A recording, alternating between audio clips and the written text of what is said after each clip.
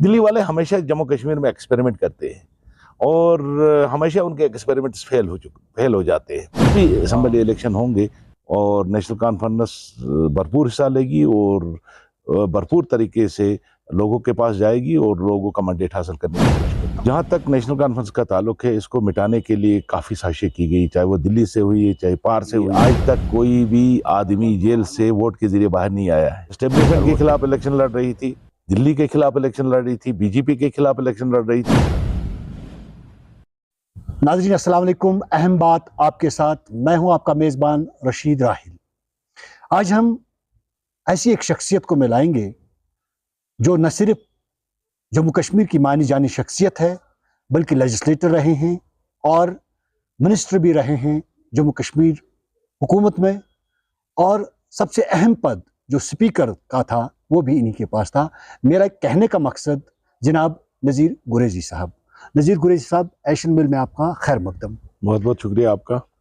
मैं आपसे जानना चाहता हूं कि मरकज़ी सरकार आज की तारीख में ज़ोर शोर से ये कह रही है कि यहाँ यूनियन टेरिटरी में इंतखाबात होने जा रहे हैं। नेशनल कॉन्फ्रेंस को आप कहाँ देख रहे हैं और क्या आपकी स्ट्रेटजी है? क्या यूनियन टेरिटरी में आप इलेक्शन लड़ने जा रहे हैं? देखिए, जहाँ तक इलेक्शन का ताल्लुक है, नेशनल कॉन्फ्रेंस हमेशा डेमोक्रेसी पे हमेशा उन्होंने इत्मीनान और भरोसा किया है, डेमोक्रेटिक तरीक़ों से हमेशा लड़ी है। और कोई भी इलेक्शन हो, चाहे वो पार्लियामेंट का हो, चाहे वो पंचायत हो, चाहे वो लोकल बॉडीज़ का हो या असेंबली का हो, नेशनल कॉन्फ्रेंस हमेशा तैयार रही है। इलेक्शन मुद्दा नहीं है नेशनल कॉन्फ्रेंस का, मुद्दा ये है कि लोगों को किसी तरह से आराम पहुँचे, आसाइश पहुँचे, लोगों को जो मुश्किलात हैं आजकल वो थोड़ा सा कम हो जाएं। तो नेशनल कॉन्फ्रेंस जो है हमेशा तैयार रही है इलेक्शन के लिए, और आइंदा भी जब भी असेंबली इलेक्शन होंगे और नेशनल कॉन्फ्रेंस भरपूर हिस्सा लेगी और भरपूर तरीके से लोगों के पास जाएगी और लोगों का मैंडेट हासिल करने की कोशिश करेगी। कहाँ पर आप नेशनल कॉन्फ्रेंस को देख रहे हैं, जबकि गुज़श्ता पार्लिमानी इंतखाबात के दौरान इंजीनियर रशीद जो जेल में हैं, वो उन्होंने आपके पार्टी लीडर उमर अब्दुल्ला को हराया, तो कहाँ पे देखते हैं नेशनल कॉन्फ्रेंस को? देखिए, जहाँ तक नेशनल कॉन्फ्रेंस का ताल्लुक है, इसको मिटाने के लिए काफ़ी साजिशें की गई, चाहे वो दिल्ली से हुई चाहे पार से हुई, हर जगह से नेशनल कॉन्फ्रेंस को मिटाने की साजिश की गई। और पिछली बार जब आप पार्लियामेंट इलेक्शन की बात कर रहे हैं, नॉर्थ कश्मीर से उमर अब्दुल्ला साहब लड़े। आपने देखा होगा कि पहले सजाद लोन साहब को जिताने की भरपूर कोशिश की गई, जब वो नहीं जीते तो फिर इंजीनियर रशीद साहब को मैदान में लाया गया और लोगों ने उनको वोट दे दिया। एक नारा लगा कि जेल का बदला इंजीनियर रशीद साहब को फांसी लगने वाली है और उस फांसी से बचाने के लिए नौजवानों को कहा गया वोट डालो, ताकि इंजीनियर, हालांकि सच्चाई इसमें नहीं है कि आज तक कोई भी आदमी जेल से वोट के जरिए बाहर नहीं आया है। और वोट के जरिए बाहर आता तो केजरीवाल साहब जो है चीफ मिनिस्टर के जेल नहीं जाते। सही बात। अगर वोट से लोग जेलों से बाहर आते तो सुबो सरेन जो है, सुबो सरेन का बेटा जो है वो चीफ मिनिस्टर, वो जेल नहीं जाता, मनीष सिसोदिया जेल में नहीं होता।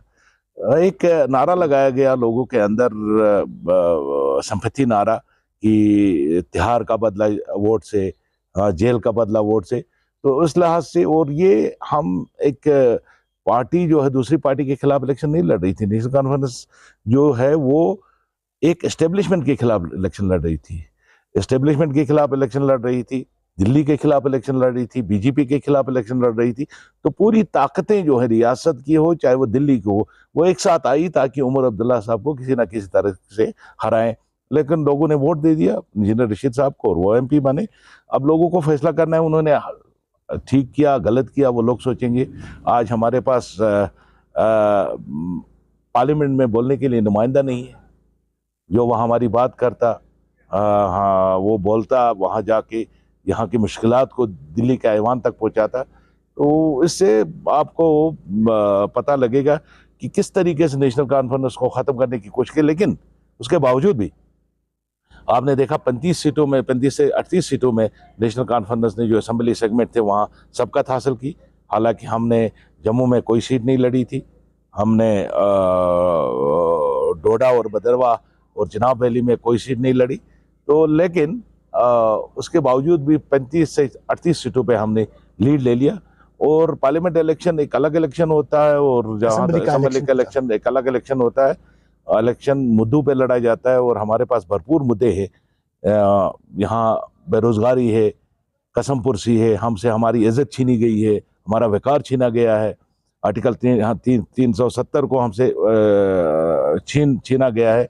अब हमको कुछ लोग कहते हैं कि वो वापस आने वाला नहीं है, लेकिन अगर 70 साल बीजेपी को लगे 370 आर्टिकल को हटाने के लिए, हम भी इसके लिए लड़ते रहेंगे और एक वक्त आएगा हम अपना वकार वापस ले लेंगे। मौजूदा सरकार जो यूनियन टेरिटरी आज यहाँ चला रही है, यहाँ लेफ्टिनेंट गवर्नर को बहुत ज़्यादा पावर्स दिए जाते हैं और कल ही एक कानून पास हुआ कि कोई भी तब्दीली गवर्नर के इजाज़त के बगैर आगे नहीं ले जाएगी, कोई ऑर्डर इशू नहीं किया जाएगा जब तक गवर्नर कंसेंट नहीं देगा। तो इन हालात में आप इसको किस नज़र से देख रहे हैं, और फिर जब आप कल के डेट में हुकूमत संभालेंगे तो तब आप किस तरह से लोगों के मसाइल हल कर सकते हैं और इस यूनियन टेरिटरी को आगे चला सकते हैं? देखिए, जहाँ तक सवाल है, इसकी एक प्रिंसली स्टेट थी। प्रिंसली स्टेट से उठा के इसको एक स्टेट बनाया गया, फिर स्टेट से उठा के लद्दाख को अलग किया गया और लद्दाख से अलग करने के बाद कश्मीर को जो है वो यूनियन टेरिटरी बनाया गया। दिल्ली वाले हमेशा जम्मू कश्मीर में एक्सपेरिमेंट करते हैं और हमेशा उनके एक्सपेरिमेंट्स फेल हो जाते हैं। वो सोचते हैं ये करने से ऐसा होगा, ये करने से। एक साइड से वो कह रहे हैं नया कश्मीर बना रहे हैं हम, एक साइड से कह रहे हैं कि लोगों को हम पावर दे रहे हैं, लोगों को हम उनके हाथ में डेमोक्रेसी जो है आज बहाल किया हमने जम्मू कश्मीर में। पहली बार 47 से पहले बाद में पहली बार लोगों ने भरपूर आके वोट दे दिया और डेमोक्रेसी पे, और दूसरी तरफ से डेमोक्रेसी का गला घोंट रहे हैं। आप देख लीजिए, जहां वो एक तरफ से सुप्रीम कोर्ट में उन्होंने वादा दे दिया कि हम इलेक्शन करेंगे असेंबली के और उसके बाद स्टेट वापस देंगे, तो आज उन्होंने कल अपने बिजनेस जो है उसमें चेंज करके लेफ्टिनेंट गवर्नर के पास पावर्स दे दिए, ट्रांसफर। और हमारा मुद्दा और मकसद नेशनल कॉन्फ्रेंस का भी नहीं रहा है इक़्तिदार। हम लोगों की बात करेंगे, लोगों के साथ हम खड़े रहेंगे और कोशिश करेंगे कि लोगों का जो छीना हुआ हक है वो वापस लाएं, चाहे वो कितना भी दिल्ली वाले इसमें हमसे पावर कम करें, हमें और जम्मू कश्मीर के लोगों को मुश्किलात में डालें, जम्मू कश्मीर के लोगों को का तजलील करे। देखिए, आप एक साइड से कह रहे हैं आज तक जम्मू कश्मीर जो था वो रियासत का, मुल्क का हिस्सा नहीं था, आज हमने हिस्सा बना दिया। तो फिर हिस्से के साथ क्या करना चाहिए? उसको गले लगाना चाहिए, उससे प्यार करना चाहिए, ताकि वो हिस्सा आपका बन के रहे कि मैं भी इस आपके साथ हूँ। और एक तरफ से आप कह रहे हो कि मेरा हिस्सा है, दूसरी तरफ से आप उसको थप्पड़ मारते हैं, उसको जलील करते हैं, उसको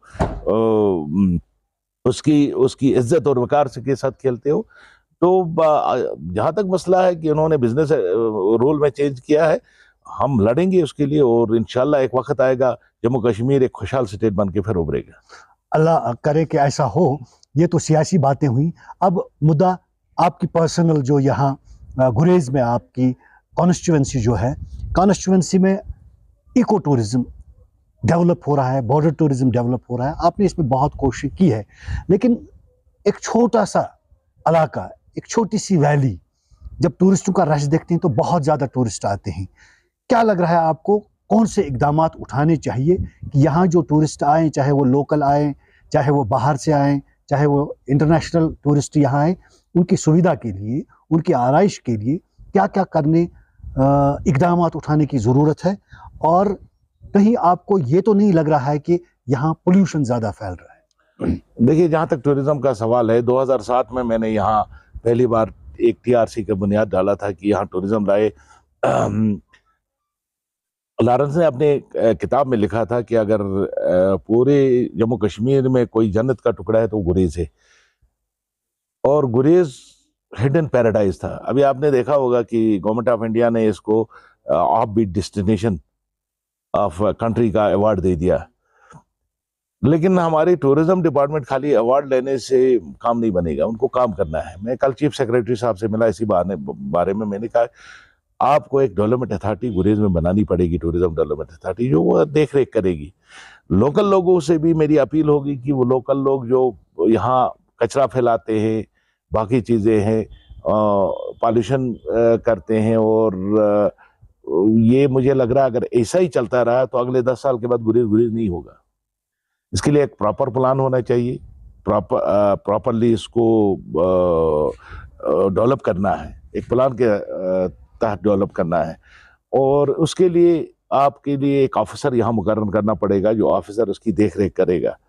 दूसरा, यहाँ सबसे बड़ा जो है हमारा गार्बेज जो डंप होता है, गार्बेज डंपिंग नहीं है, उसके लिए काम करना पड़ेगा।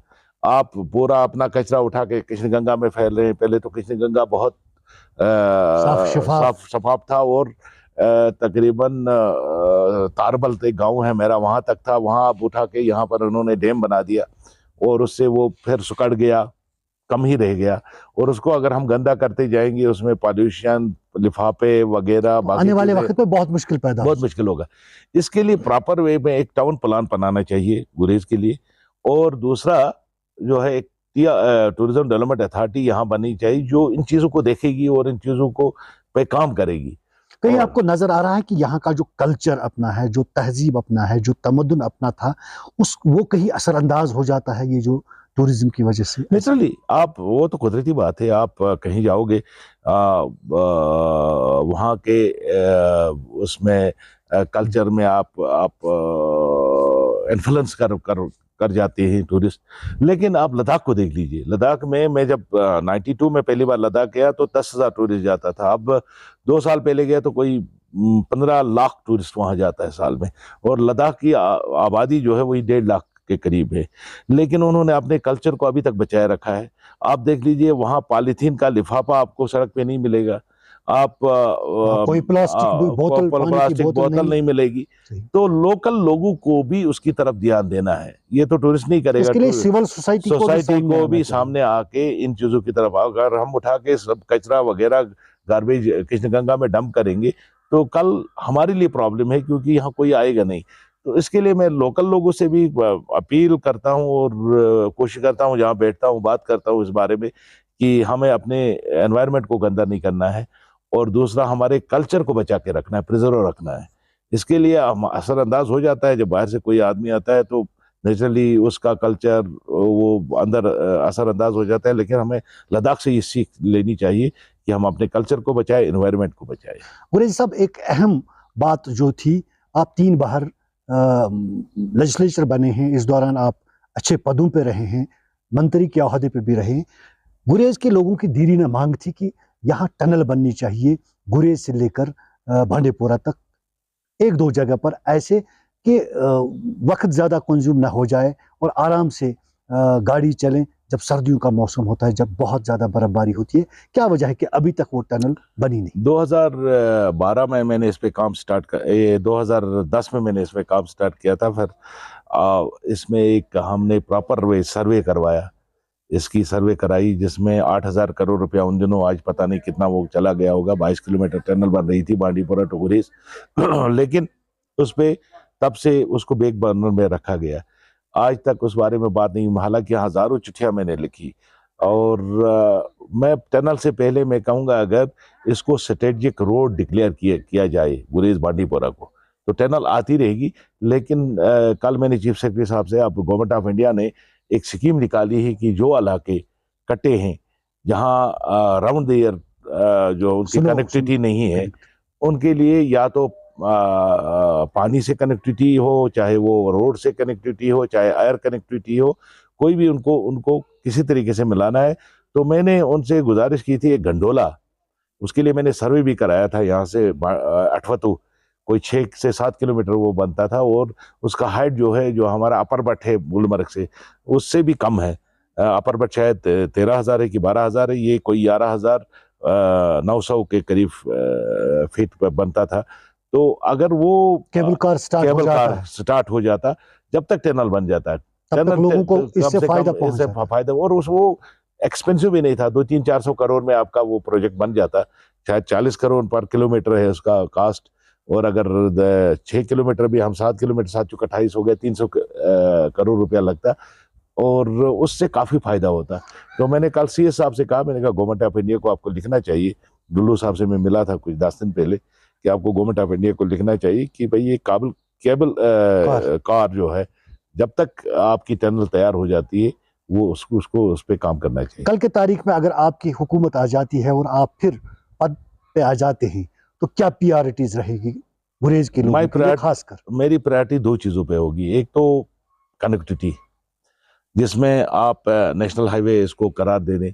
मैं हालांकि मैंने कहा ना, जब मैं मिनिस्टर था तो मनमोहन सिंह जी उन दिनों प्राइम मिनिस्टर थे, तो हमने कोई 13 रोड जो थे रियासत के उनको नेशनल हाईवे डिक्लेयर कराने के लिए गवर्नमेंट ऑफ इंडिया को प्रेजेंटेशन दे दी थी। ऑनरेबल सीएम उमर अब्दुल्ला साहब ने 2014 में 13 में कि 14 में, मुझे पूरा याद नहीं। एक तो इसको रोड कनेक्टिविटी हमारी ठीक हो जाए। एक मैं एक रोड पे लगा हुआ हूँ जो कि तिलेल वालों के लिए है, कंगन बरनाई रोड। अगर वो बन जाता तो एक हमें अल्टरनेट रोड मिलता। दूसरा राउंड द क्लॉक तो रोड, लेकिन एक चीज कर सकते हैं हम, उसको टाइम को कम कर सकते हैं। फिलहाल अगर नेशनल हाईवे बन जाएगी तो नेचुरली फिर वो चीजें, छोटी टनल भी आएगी जहां पर वो ये वगैरह चीजें चलेंगी। और दूसरा, यहाँ जो है बेरोजगारी बहुत है गुरेज के अंदर, तो एक तरीके से बेरोजगारी आप गवर्नमेंट जॉब दे के नहीं कर सकते। आपको ऐसे एवेन्यूज ढूंढने हैं जिससे यहाँ के हर बेरोजगार को रोजगार मिले, उसको चैनलाइज करना है। यही टूरिज्म है, इसको चैनलाइज करना है। तो उस बारे में मेरी 2 प्रायोरिटी होंगी। एक तो बेरोजगारों को रोजगार देना, और दूसरा जो है कनेक्टिविटी को बढ़ाना। ये जो हमारी बाकी रियासत के साथ जो हमारा 6 महीने का जो गैप रहता है, बंद रहता है, उसको कम से कम करके अगर 1-1.5 महीना भी रह जाए, that will be my priority. Tourism को चैनलाइज करना, बेरोजगारों को रोजगार देना, और पूरी रियासत के साथ, यूटी के साथ गुरेज को साल भर के लिए मिलाना, यानी कनेक्टिविटी कायम करना, ये हमारी प्रायोरिटीज रहेंगी। ये कहना है साबिक मेंबर असेंबली, मिनिस्टर और स्पीकर जनाब नज़ीर गुरेजी साहब, जो हमारे साथ रूबरू थे। इंशाल्लाह फिर कभी इसी प्रोग्राम में किसी और शख्सियत से आपकी मुलाकात कराएंगे। तब तक के लिए अल्लाह निबेगमान, आपका बहुत बहुत शुक्रिया। आपका भी बहुत बहुत शुक्रिया। Thank you.